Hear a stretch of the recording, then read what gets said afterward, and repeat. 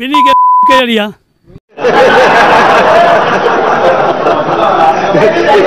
मर्द ऐं औरत उन्हनि खे पोयां चीज़ जेका आहे ॿई सेम आहिनि। इन सवाल जो मूंखे जवाबु ॾे। पोइ खतड़ो आहे साईं। अस्सलाम वालेकुम दोस्तो, जीअं त आउं आहियां मोहम्मद अली ऐं अवां मुंहिंजो यूट्यूब चैनल ब्यूटीफुल पाकिस्तान 295 ॾिसी रहिया आहियो ऐं असां सां हिकु दोस्त मौजूदु आहे ऐं उन दोस्त खां हिकु सवाल बि कंदासीं, उन सवाल जो जवाब बि असां उन खां पुछा कंदासीं। अस्सलाम वालेकुम। वालेकुम सलाम साईं। छा हाल आहे? ख़ैर आहे साईं, अमन आहे। तव्हां ॿुधायो? शुक्र अल्लाह जो। छा नालो आहे? मुंहिंजो नालो हुसैन बख्श आहे। मां तालके उबाड़े जो ज़िला घोटकी जो रहाइश पज़ीर आहियां। वॾियूं महिरबानियूं अवां जूं। ऐं हिकिड़ो मूंखे सवाल जो जवाबु ॾियो। हिकु मर्द आहे हिकु औरत आहे, मर्द ऐं औरत उन्हनि खे पोयां चीज़ जेका आहे ॿई सेम आहिनि। इन सवाल जो मूंखे जवाबु ॾे। पोइ खतड़ो आहे साईं।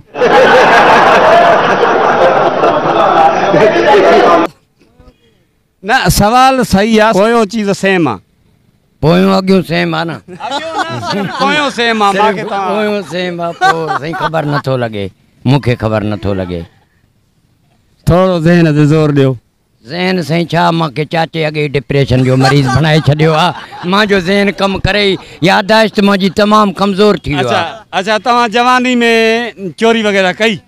न साईं, मां नौकिरी कई आहे।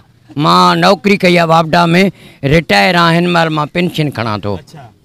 घणा साल नौकिरी कई अथव? मां साईं 27 साल नौकिरी कई आहे। 27 साल सखर में, घोटकी में? न, गुड्डू बिराज में, थर्मल पावर हाउस गुड्डू में। कलाम बलाम कोई ॿुधायो? न साईं, मां कोई मौलूद ॿुधायो?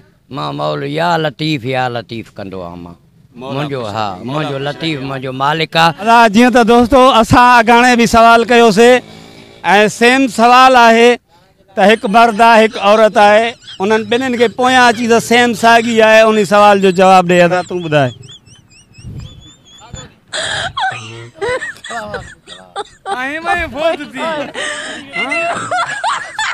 बिनी कहिड़ी आहे?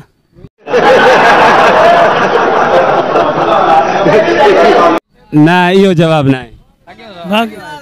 अॻियों त साईं, अॻियों मर्द खे त आहे न।